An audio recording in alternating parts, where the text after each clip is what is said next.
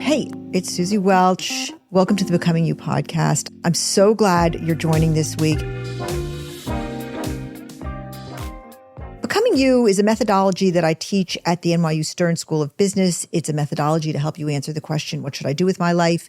It's either an immediate answer that you can use Becoming You for, or it can be like a lifelong tool for self-discovery. It's based on the premise that your purpose, your area of transcendence, as I call it, is at the intersection of your values, your aptitudes, and your economically viable interests. And so that's sort of the whole kind of big picture-y thing. But today I'm just going to talk about an experience I had, which is part of Becoming You world, and a bunch of different thoughts that came to me because of it. And it's all around a trip I took down to Texas with Hoda Kotb and her team from the Today Show for what was dubbed a wellness weekend. You know, Hoda is one of the most remarkable people in the world. She's truly an icon. I've had the great joy and honor of knowing her for 20 years or so when I first appeared on the Today Show. And after I appeared, I think I was like promoting my book 10-10-10. So it was a long time ago.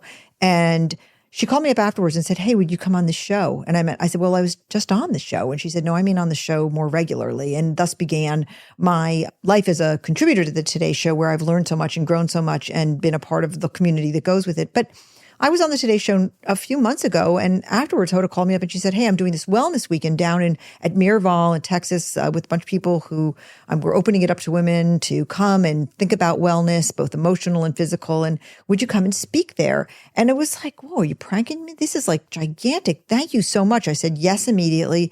And when I got down there, it was the first thing I'll tell you about it, it was like a love-in of epic proportions, around 200, 300 women there, all there to learn about wellness and to be with Hoda. And I don't think they were coming for us. I wasn't the only speaker. Maria Shriver was another speaker, and there were a few other speakers as well. And they were all fantastic. But Hoda was the main attraction because she has a magical quality about making people feel seen and heard and cared for that is 100% genuine, I might add. So I was speaking Saturday. I was the last speaker before the final event on Sunday. And everybody was having a lot of different, you could go get a massage, you could get a pedicure, you could go do breath work, you could take yoga. And then it was interspersed with speakers. So I will say the first night I got there, two amazing things happened. One was, I don't know, I was just in this space where everybody was being incredibly nice and open. We were all there for the same reason. But at the opening event, we were just milling around. And I just thought, I'm going to be just totally open to meeting complete strangers. And I just like literally walked up to group after group and just introduced myself, and we got talking. And one of the immediate things I just picked up on is when people are in a place where the expectation is that you're just going to be good and kind to each other, everybody was so warm and so welcoming and so open to conversation with strangers. And it was like by the end of the night, I don't know if you've ever had this experience, like we were all besties, and it felt different and special from our usual worlds because everybody was there with this huge open heart. I'm going to go someplace with this particular thought, but just bear with me. Also that night, I was sitting at a table with a group of women. One was from Texas, one was from Delaware. Actually, also at my table was the amazing Wendy Suzuki. She's a neuroscientist who is a dean at NYU, and she teaches about the psychology of exercise. And I'm just going to summarize all of her brilliant thinking is saying, get off your arse and exercise. I needed to hear it more than anybody. And we're all sitting together. There were 5 or 6 of us. And one woman said to the other woman, do you feel something eating your feet? And I said, yeah, my feet are getting bitten too. And then somebody said the word chiggers, and I didn't know what that was. I had to Google it. It's a little red bug that lives in the grasslands of Texas and other southern states. And oh my God, I called my dermatologist and told her I was about to amputate my own right foot to get because it was itching so badly. By the way, I feel completely better now. Anyway, so there was sort of 2 things that happened at once. One was that I got a kind of run-in with with the chiggers, but the other was I had this run-in with complete strangers who within a matter of minutes, we were sharing sort of really intimate stories and conversation and granting each other the great grace of best intentions. Like everybody just assumed that the other person who was there was a good person and was a fellow traveler, okay? So that kind of happened the first day, and then the next day went on, and I was kind of getting nervous as Saturday went on because I knew I was going on with my fireside chat with Hoda. at the end of the day. And the speakers who went on before me were so fantastic. And I'm sorry, but I'm like not vaguely, what a lie. I'm like a wildly competitive person. And I was like, okay, they're really, really good. I'm going to suck. And everybody's going to say, okay, well, everybody was better than Suzy. And, all these very normal, healthy thoughts. And I saw Maria Shriver go up, and she's an icon beyond icons. And she was spectacular and got a standing ovation. And I was like, okay, fine. Everybody's going to be very nice. And I'm going to certainly get some nice applause. But, she killed it. And Wendy Suzuki killed it. And I was I wasn't scared because I've given so many talks, but I was definitely feeling like, yikes, I really got this crazy spot on the lineup where I am going on after these two incredible speakers. And the only thing that's ever come close to it is that one time I went to give a speech in Kansas, and it was gigantic. I mean, like there were like 5,000 women there. And when I walked in, I knew I was going on in an hour, and I thought, oh, I'll catch the speech right before mine. So I walk into the back. Oh, God, still want to die with this story. I walked into the back of this gigantic convention hall, and up on the stage was none other than Maya Angelou. Okay, she was giving the speech before me. And in the middle of her speech, she burst into song, like she was singing a gospel song. And the audience was like fainting from their love for her. And she was like, people were like climbing to the mountaintop with Maya Angelou. And she was like reciting poetry, and people were like falling over. And I was like, oh my effing God. I mean, is there anything worse in life than going on after Maya Angelou? And I want to tell you, there really is not. And I like the whole time she was speaking, it's like, I love her and I want to be really in this moment, enjoying Maya Angelou, but I'm going to go on up on stage after this. She brought down the house. Everybody was like screaming and cheering. And oh my God, there wasn't a dry eye in the house. And I thought, I am just dead. Why don't they just all like roll up and just go home right now? And so anyway, I go up on stage, I'm introduced. And I actually, in a completely unplanned way, I looked at the audience and I said, I just want to die because I can't believe I have to go on after Maya Angelou. Like I just blew up the front of my speech. I told the truth.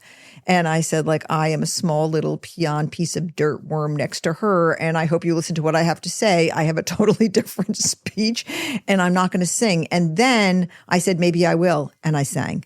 And people laughed their heads off. I have a terrible voice. I mean, it was all in the moment. And again, I trusted the audience and I just went with the truth and it worked out. And actually that speech kind of worked out great because the audience was so sweet and so good. And maybe it was because of Maya Angelou filling them with love and hope and softness. They were filled with love and hope and softness for me.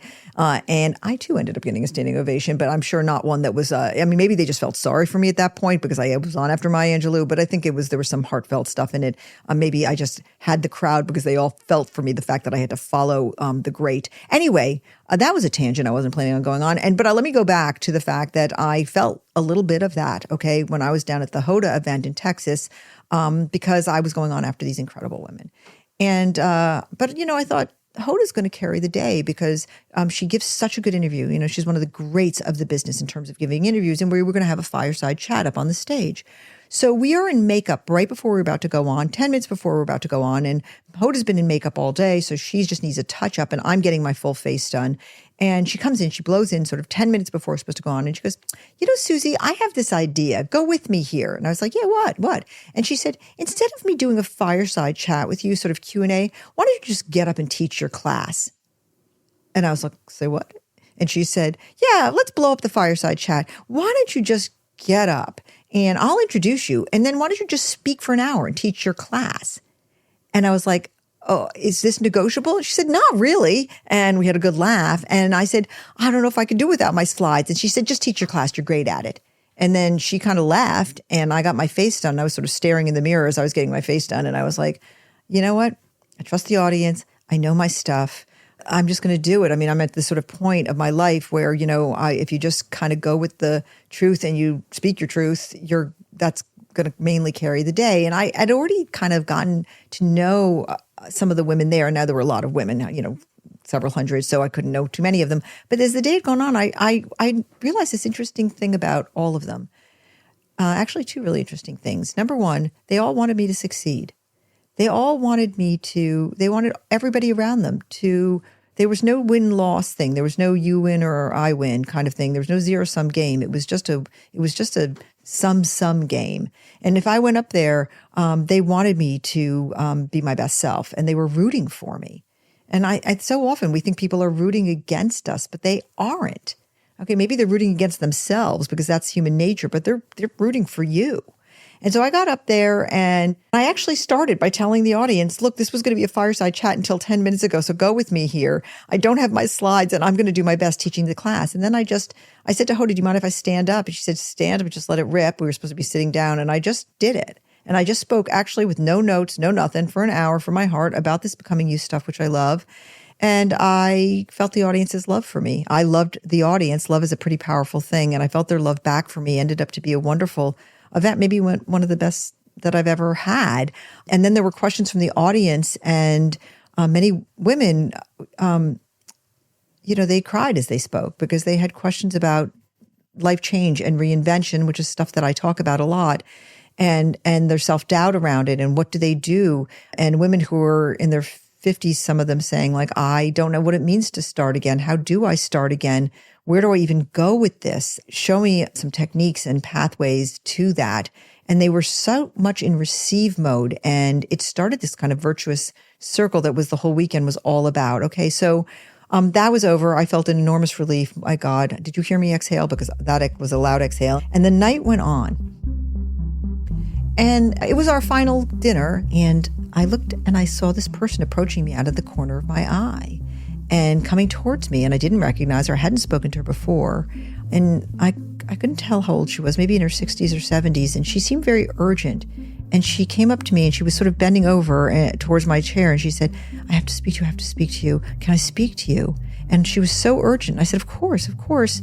And for a moment, or two or three, actually it was longer than that, she grabbed my hands, I held her hands, and we were the world stopped. And she started to pour out her heart to me, telling me that she'd just lost her husband. It was a very sad situation. He died unexpectedly of a heart attack when he was on a business trip. And she started to just tell me how it happened in her story. And she was looking in my eyes. I was looking in her eyes. If somebody had dropped a bomb on where we were having that dinner, I wouldn't have seen it or felt it. I was so with her and she was so with me. Here's what she said after she sort of set the context. She said, I don't know who I am.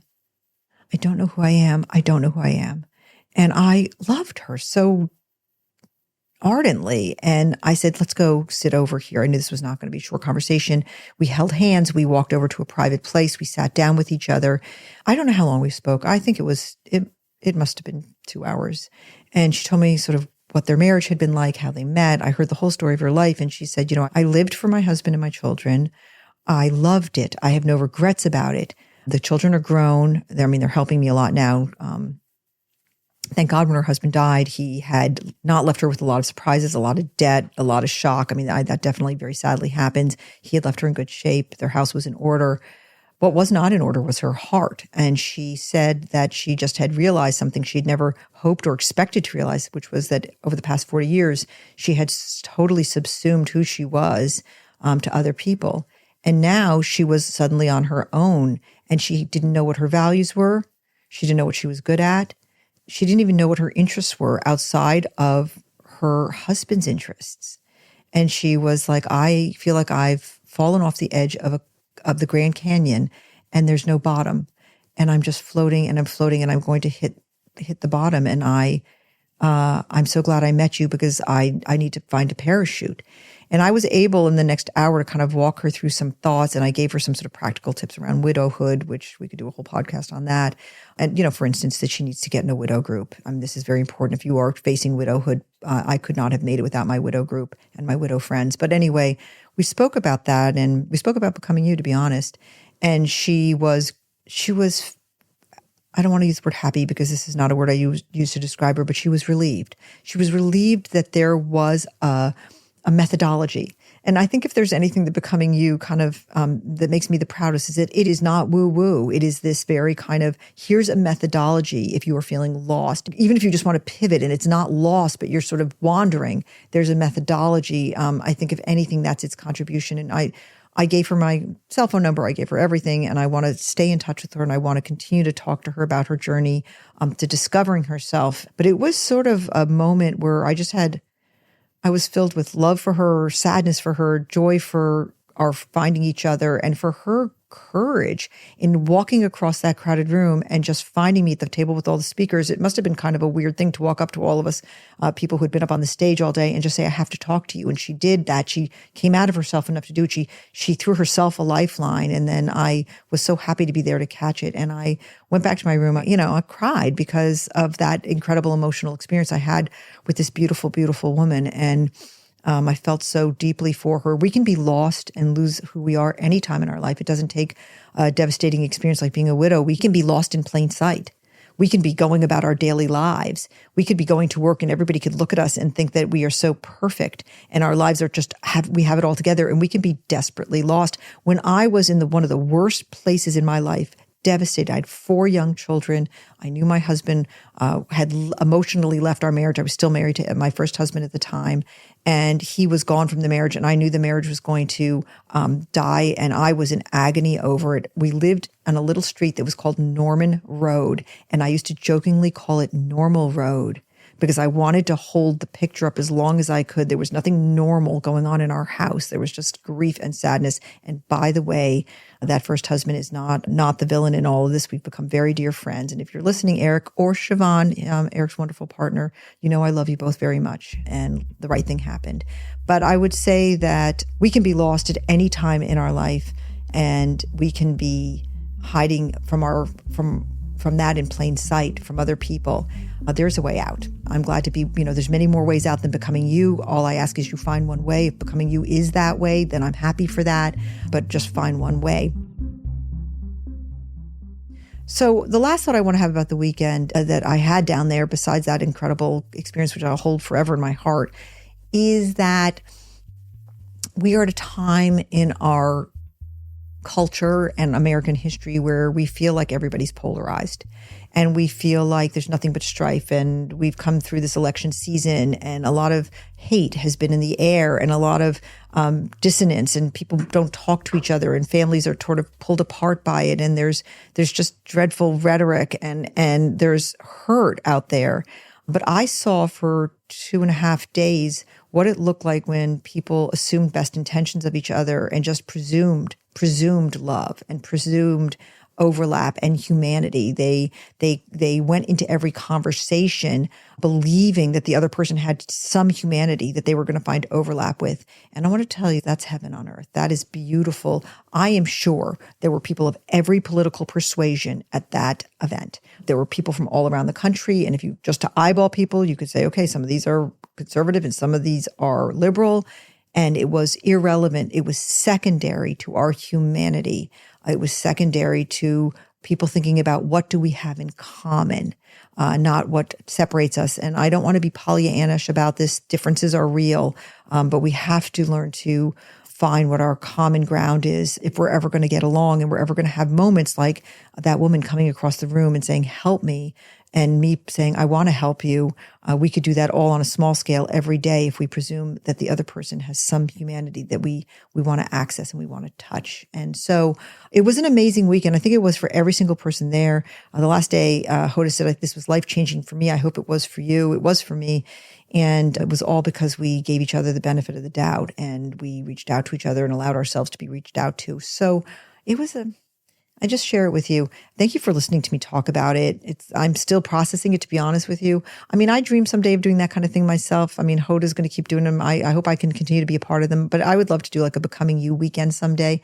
If you want to come to a big Becoming You weekend, I'm just coming up with this idea right now, my friends, but if you want to come to a big Becoming You weekend where we all get together and I talk and find other people to talk and we just sort of do this amongst ourselves, let me know. DM me on one of my social media platforms. Instagram's the best one, really. Let me know. Maybe we'll put something together. This is just an idea that sprung into my mind. My team listening to this is probably right now having kittens. Get over it. I like this idea. Okay, whatever. I mean, the dogs will be there. But anyway, all right, that's it from me today. I'm so glad you came. If you're listening to this on Spotify, please give it a review. Give it a good review, would you please? And wherever you're listening to, I'm so grateful. Follow it if you can and tell your friends about it. And I hope you come back next week. And until then, I hope you have a fantastic week. I love you. Bye-bye.